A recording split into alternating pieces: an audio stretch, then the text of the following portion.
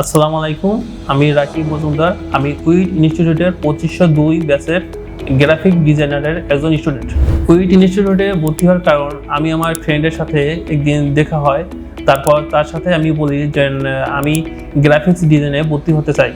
তারপর সে বলে যে আমার কাছে একটা ভালো ইনস্টিটিউট আছে, উইট ইনস্টিটিউট। আমিও সেখান থেকে শিখছি, তুমি সেখানে শিখতে পারো।